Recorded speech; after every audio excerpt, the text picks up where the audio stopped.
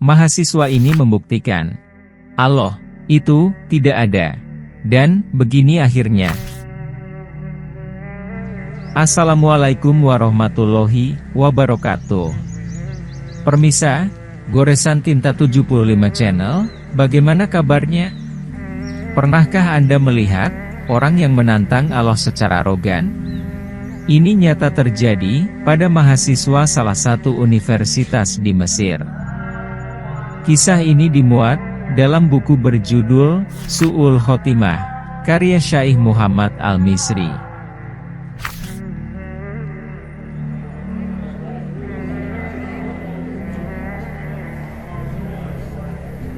Kisah ini terjadi di Fakultas Pertanian Ain Syams Kairo, Mesir, pada tahun 1950. Ada seorang mahasiswa yang dikenal sebagai sosok yang cerdas namun skeptis terhadap agama. Pemuda sering mempertanyakan keyakinan orang-orang di sekitarnya dan mencari bukti konkret atas segala sesuatu.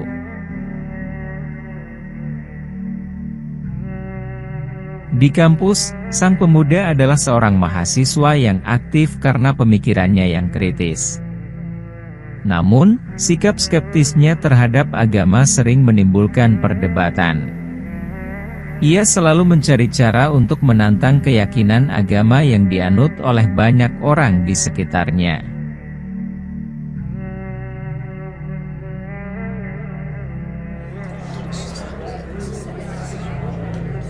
Suatu hari, di tengah lapangan kampus, sang pemuda berdiri sambil memegang jam tangannya. Dengan suara lantang, ia berkata, "Jika Allah ada, matikan aku sekarang juga. Aku beri waktu 1 jam." Kata-katanya menggemparkan seluruh kampus.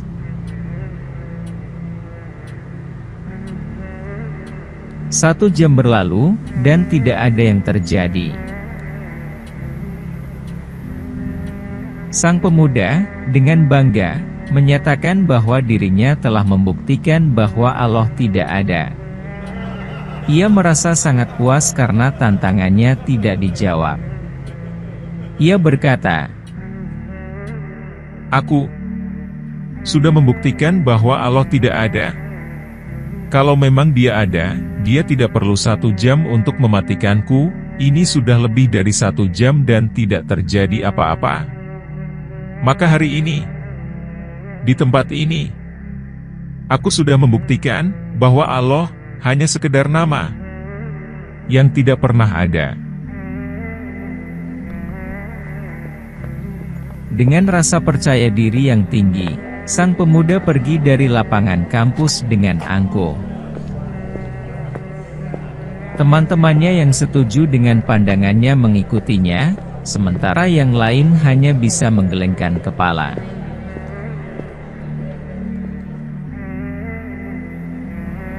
Pada hari itu kampus menjadi luar biasa gaduh.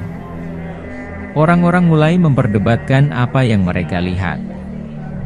Hingga mereka terbagi menjadi 2 belah kubu. Kubu yang masih beriman berkata, mungkin saja Allah masih memberikan dia umur untuk bertaubat. Sedangkan kubu yang terhasut atas pemikiran pemuda ateis tersebut pun berkata, jika memang benar Allah itu ada, maka mudah bagi Allah untuk mematikan sang pemuda. Tapi ini sudah lebih dari 1 jam dan pemuda itu masih baik-baik saja.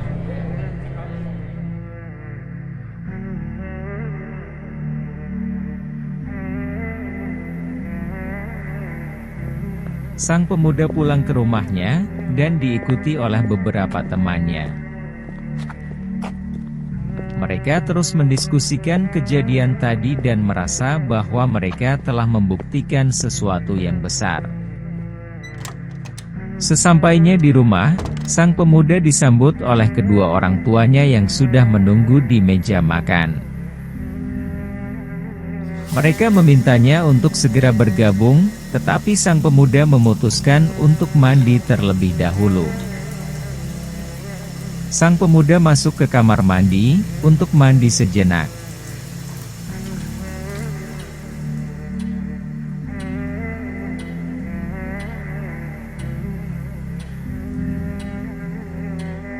Waktu terus berlalu, namun sang pemuda tidak kunjung keluar. Orang tuanya mulai merasa khawatir. Setelah beberapa lama, orang tuanya mendobrak pintu kamar mandi dan menemukan sang pemuda tergeletak tak bernyawa. Mereka segera memanggil dokter untuk memeriksa apa yang terjadi. Jasad pemuda pun dibawa ke rumah sakit untuk dilakukan autopsi.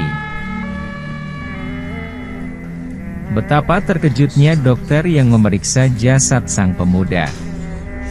Hasil autopsi menjelaskan bahwa setetes air telah masuk ke telinganya, mengejutkan saraf yang langsung terhubung ke otak, menyebabkan shock hingga berakibat sang pemuda tewas. Fakta ini mengejutkan semua orang. Ini adalah kasus pertama di dunia dan mengingatkan pada pepatah lama bahwa keledai bisa mati jika telinganya kemasukan air.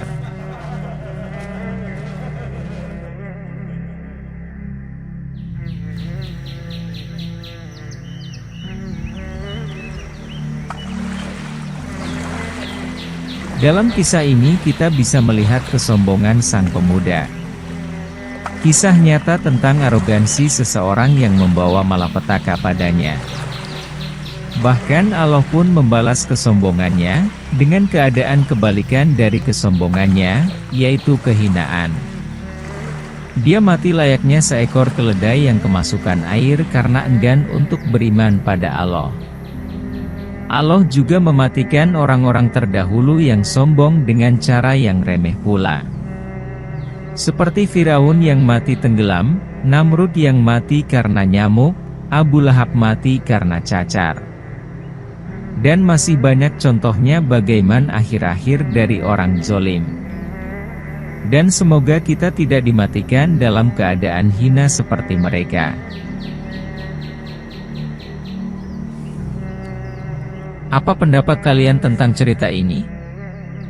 Apakah kalian percaya bahwa kejadian ini adalah sebuah kebetulan, atau mungkin ada makna yang lebih dalam di baliknya? Tinggalkan komentar di bawah dan mari kita diskusikan bersama. Jangan lupa untuk like, share, dan subscribe untuk lebih banyak cerita menarik lainnya. Klik lonceng notifikasi agar tidak ketinggalan video terbaru dari kami. Terima kasih telah menonton. Sampai jumpa di video berikutnya.